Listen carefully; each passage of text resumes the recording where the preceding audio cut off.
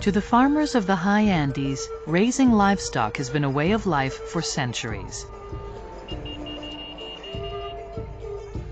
Eleuterio Fuyo Teniente, his daughter Juliana, his son Edson, and his wife Ana Jesusa live in a simple adobe house in the tiny village of Inquilpata, Peru.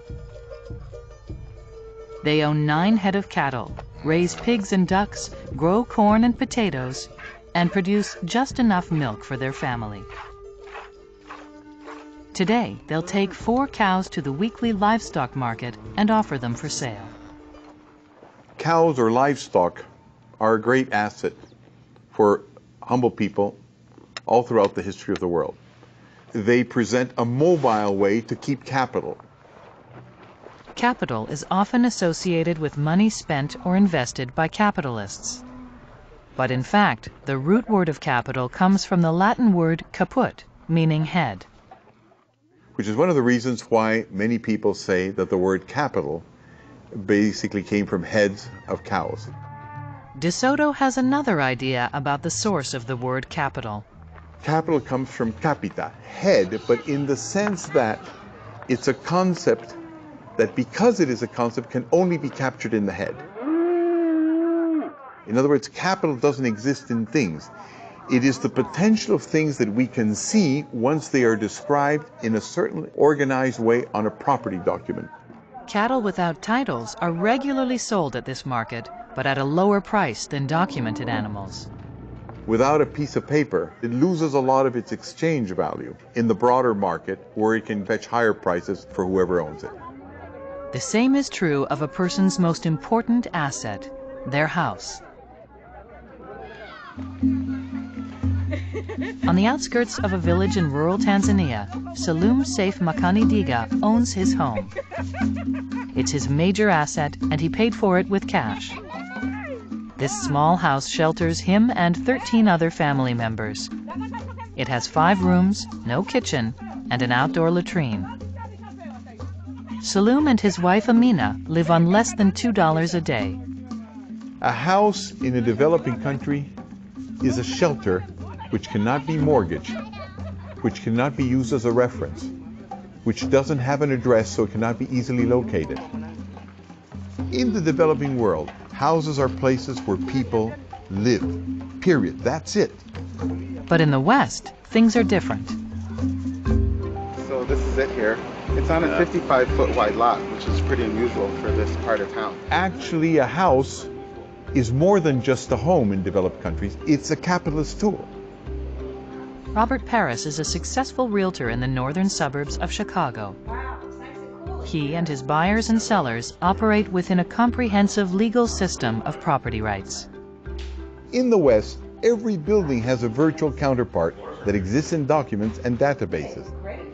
This enables buyers to know the actual sale prices of comparable nearby homes, and if there are any liens or other legal issues connected to the house. People can learn more from good documents and databases about a house than they can by walking through the house. In the West, it's easier to determine the true value of a house, and that helps give the buyers and sellers confidence.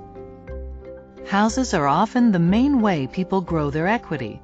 They can be used as collateral, and they can be more easily bought and sold. In the developing world, a home is still its owner's major asset, but the value of the house without proper title is locked up, unavailable.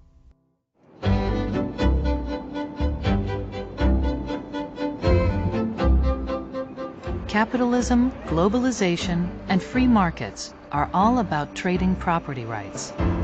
Nowhere is this more apparent than in the global commodities markets. And there is no better example than the Chicago Mercantile Exchange. My name's Mike Quattrocchi. I'm a floor trader at the Chicago Mercantile Exchange in the live cattle options and futures pit. I buy and sell futures contracts based on the live cattle contract. All day long, Quattrocchi trades cattle by the thousands. Your adrenaline is going very fast. You're asked to do complicated math quickly in a very, very split-second maneuver. There's lots of pushing, lots of shoving. Today, Mike Quattrocchi works the floor, although 80% of futures trades at the Chicago Merc are conducted online. When you look at the big markets of the West, you see people dealing in symbols. All they deal with are representations of value. What I'm trading today is roughly 1,000 futures contracts. That represents about 40,000 head of cattle. There's no physical way that we could ever transact that if we actually had to go out to a farm or a ranch and round up the cattle and buy and sell them with each other. I never see this cattle. I actually have never been outside of Chicago to the west to see where these animals are. In the United States and Western Europe, your documents go to the market and practically work for you and think for you. In the developing countries and most of the former Soviet Union, the majority of people actually have to bring their animals to market. It's a cash market. It is late in the afternoon when Eleuterio finds a potential buyer. If he is interested in making an offer, he'll hand over hard currency. The first offer is always low. All over the market, cash money is changing hands. It's counted, often rejected and returned. Eleuterio's buyer is willing to pay more, and so a deal is struck. People in the developing world have cattle, land, and houses the same way they do in the Western world. What is missing is the rule of law, and principally within the rule of law, the property rights systems that allow identities, that allow risks, and that allow potential to be revealed.